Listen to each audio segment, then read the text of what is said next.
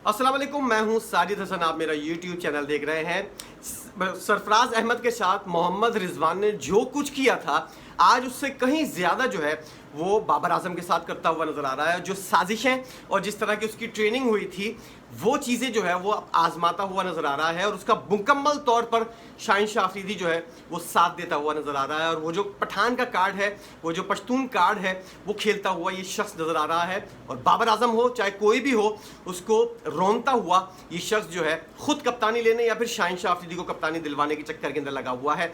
कैसे ये सब कैसे हुआ और क्या ये बाजी इस तरह पलटी कि एक तरफ बाबर आजम का बेहतरीन वाला दोस्त आज बाबर आजम के खिलाफ जो है उसकी जड़ें काटता हुआ नजर आ रहा है। याद करें आप, जब 2019 का वर्ल्ड कप हुआ था, उसके अंदर सरफराज अहमद की कारकर्दगी इतनी कुछ ज़्यादा अच्छी नहीं थी। उसके बाद मिसबाह उल हक वाला ग्रुप जो है वो पाकिस्तानी क्रिकेट बोर्ड के ऊपर हावी हुआ और मिसबाह उल हक ने काउंटर के तौर पर एक विकेट कीपर, याद रहे कि 2016 से मिसबाह उल हक जो है वो सरफराज अहमद को जो है लेट डाउन करने के लिए और उसके काउंटर के लिए एक अच्छा और बेहतरीन ऑप्शन जो सामने लाना चाहते थे, उसके अंदर मोहम्मद रिजवान जो है वो सरफराज का एक नेमुल बदल के तौर पर जो है वो टीम के अंदर मिसबाह उल हक ने मुतारिफ करवाया था। और उसके बाद से सरफराज अहमद के जड़ें काटना जो है वो मोहम्मद रिजवान ने शुरू कर दिया। इसका मुकम्मल तौर पर भरपूर साथ दिया मिसबाह उल हक ने भी और वकार यूनुस ने भी। और उसके बाद सरफराज अहमद को हर काम के अंदर मुश्किलात का सामना करना पड़ा और उसको टीम के अंदर जो सियासत थी उसके अंदर भी उसको काफ़ी मुश्किलात पेश आई। और इसमें मेन किरदार जो था वो मोहम्मद रिजवान का था। मोहम्मद रिजवान जो है वो बाबर आजम के साथ उस ज़माने के अंदर मिलकर सरफराज अहमद के लिए मुश्किलात खड़ी करता रहा।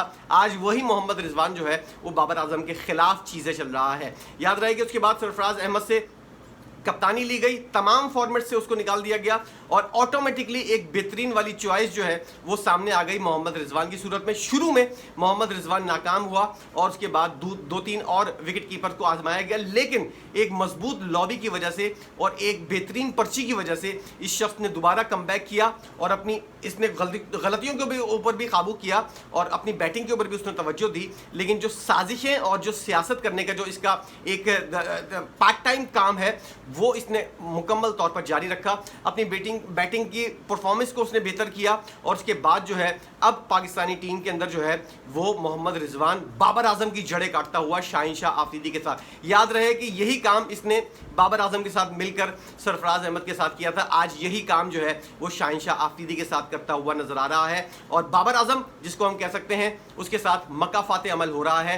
कल आप जिसके साथ कुछ करेंगे, और ये भी कोई गारंटी नहीं दे सकता कि रिजवान के साथ ये वाला काम कोई और नहीं करेगा, क्योंकि मकाफाते अमल जो है वो यकीनी तौर पर होकर रहता है और हो सकता है कि कोई इनका अपना ही जो है वो इस तरह का काम करता हुआ नजर आ जाए। क्योंकि बाबर आजम भी नहीं सोच सकता था कि उसके साथ जो है वो उसका अपना पुराना पक्का दोस्त जो है वो इस तरह का काम करेगा। अब क्या सूरत हाल है, बाबर आजम जो अपनी पोजीशन के ऊपर काफ़ी ज़्यादा मोहम्मद हफीज़ से बहस कर चुके थे, ओपनर के तौर पर वो खुद खेलना चाहते थे और उनसे जब इंटरव्यू के ऊपर बात हुई थी तो उन्होंने वाली बात की थी कि मैं एज अ ओपनर जो है सबसे ज़्यादा कंफर्ट फील करता हूँ, थर्ड नंबर के ऊपर जो है मैं ज़्यादा कंफर्ट फील नहीं करता। और शाहीन शाह अफरीदी की कप्तानी के अंदर जब मोहम्मद हफीज़ ने बाबर आजम से ओपनिंग पोजीशन से वापस लिया था तो बाबर आजम ने कहा था कि मैं कंफर्ट फील नहीं कर रहा हूँ थर्ड नंबर के ऊपर।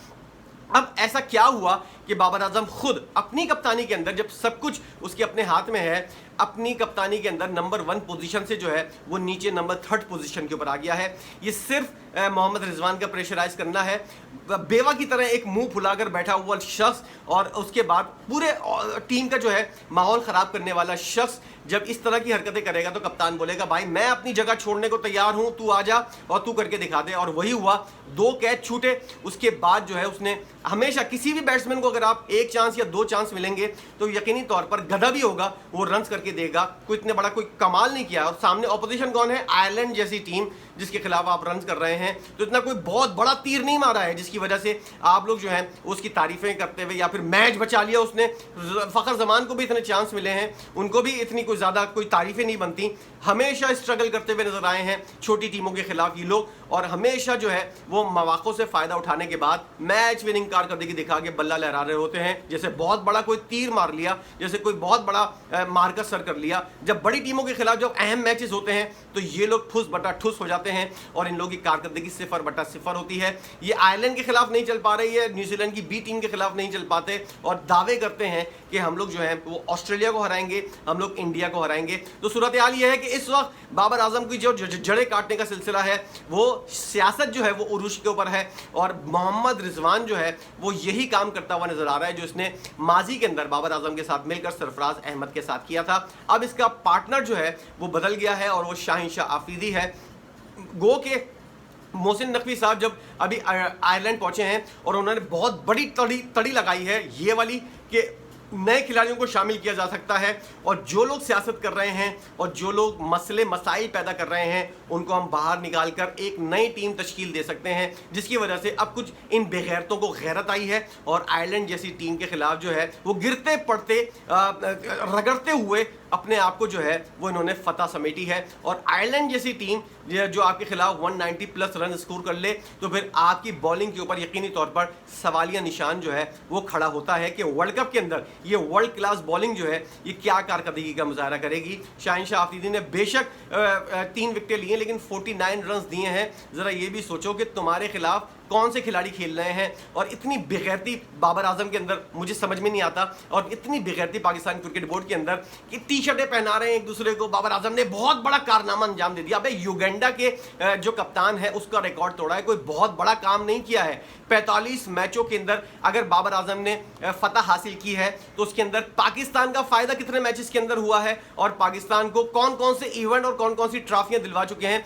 याद रखिए कि 2022 से लेकर अब तक पाकिस्तान कोई भी T20 सीरीज जो है वो नहीं जीत पाया है। उसकी वजूहात क्या हैं इन स्टार से पूछ लीजिए, सो कॉल्ड स्टार से पूछ लीजिए कि क्या वजूहात हैं। आप लोग करोड़ों अरबों रुपए पाकिस्तान क्रिकेट बोर्ड से लेते हो, सारी मरात लेते हो और बच्चों की तरह सारे जिद करके अपने तमाम तर हुकूक हासिल करते हो, लेकिन लानत हो तुम लोगों के ऊपर कि तुम लोग 3/3 भी नहीं कर पाते और तुम लोग 0/0 के ऊपर जो है वो पाकिस्तानी टीम को पहुंचा चुके हो। इस मयार के ऊपर पाकिस्तानी टीम को पहुंचा चुके हो कि 2 साल हो गए हैं, 2022 से अब तक तीसरा साल चल रहा है और तुम लोग जो हो सारे सो कॉल्ड स्टार्स की मौजूदगी के बावजूद भी जो है वो कोई ट्रॉफी जो है वो अपने नाम नहीं कर सके हो। इसकी मेन वजह क्या है यही मैंने आपको बताया, मोहम्मद रिजवान की साजिश कि बाबर आजम को कोई ट्रॉफी नहीं उठवानी। इसके लिए ये लोग जो हैं ये पूरा ग्रुप जो है मिलकर काम कर रहा है। मुकम्मल तौर पर सपोर्ट हासिल है इस ग्रुप को शाहिद खान आफरीदी की बाहर से और एक बहुत बेहतरीन लॉबी जो है शाहिद खान आफरीदी की इस वक्त पाकिस्तान क्रिकेट के अंदर आउटसाइड द बोर्ड बनी हुई है, आउटसाइड द टीम बनी हुई है।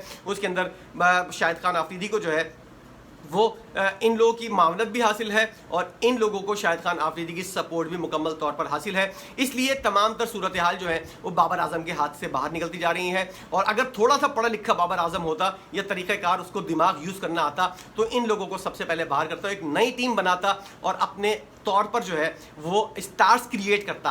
लेकिन उसकी ये आदत है ना दूसरे के कंधे के ऊपर रखकर बंदूक चलाना।